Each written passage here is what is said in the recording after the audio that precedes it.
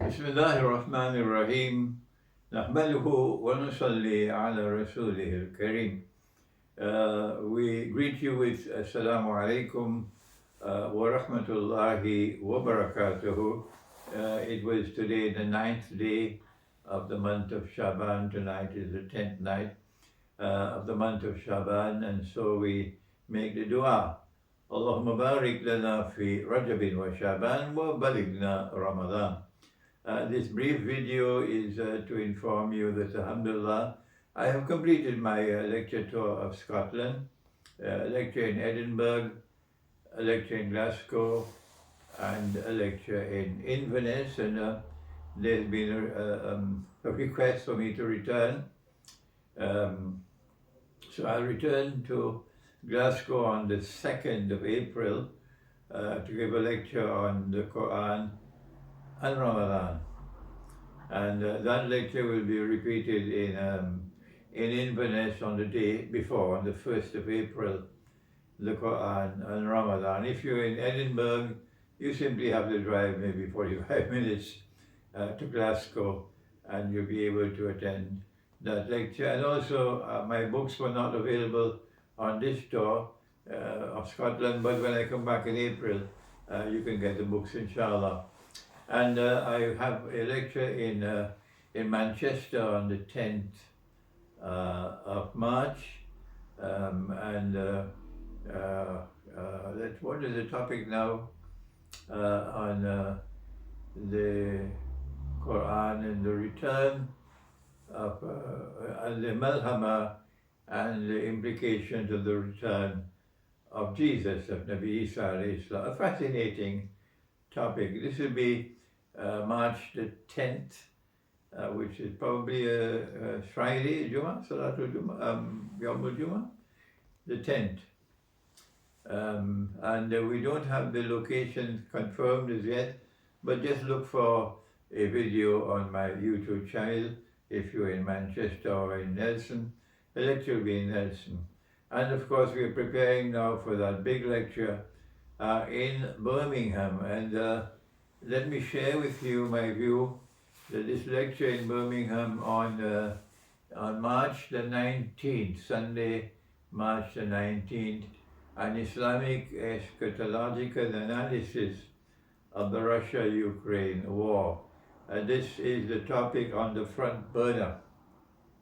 The war in Ukraine is on the front burner of all political analysts, all military analysts, all analysts in strategic affairs around the world.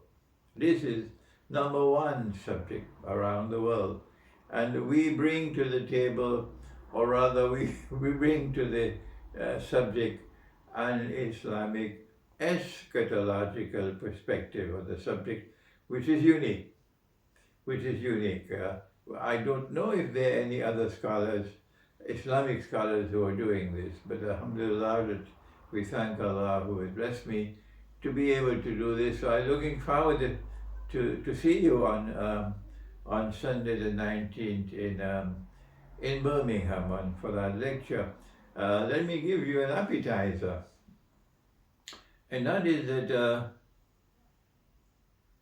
this war is already changing the world. The last 300 years has witnessed a world in which the West, or Western civilization, has dominated the stage of the world. And this war is already showing evidence of changing that 300-year history. That's the first unique thing about this war, that the unrivaled Western dominance over the world is now coming to an end. And there are so many in the world of the poor and the destitute who are saying, thank Allah, thank Allah, thank Allah for this day. That the world of Western dominance is now coming to an end. And there's going to be a different world in consequence of this war. How long will this war last? I don't know. No one knows. But there is certainly the outcome of the war we can share with you, which I've already done in previous videos, and that is to say as emphatically as I can from the Islamic eschatological perspective that Russia cannot be defeated in this war. What are the implications of a Russia-Ukraine war in which Ukraine is supported by NATO, with everything that NATO has to do to give this support, and yet Russia cannot be defeated? What are the implications of such an outcome of this war? I've already said to you the first thing is that the world is changing and it's no longer going to be a world in which the Western world will be dominant.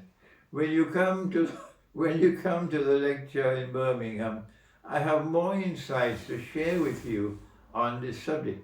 And there are things that still I don't know.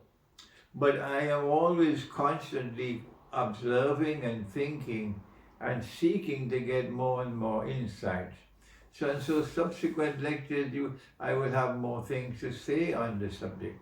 But what I would love to have in Birmingham, and we have enough microphones, so that those who are in the audience and who want to ask questions, write it down for me, because my hearing is declining. But when we have finished with the question and answer session, that we should still have some time where you can offer your comments, and I can benefit from your comments. And we may want you to come closer to me to give your comments, because I said my hearing is declining. I have a hearing aid, but I don't like to put it on. I may have to put it on that night. And this is all I have to say for today. And I look forward, I'm not going to tell you more. I look forward to meeting with you and to hearing your views, as well as to give you a chance to listen to my insights on the subject of the Islamic eschatological analysis of the Russia-Ukraine war. Thank you. Wassalamu alaikum wa rahmatullahi wa barakatuh.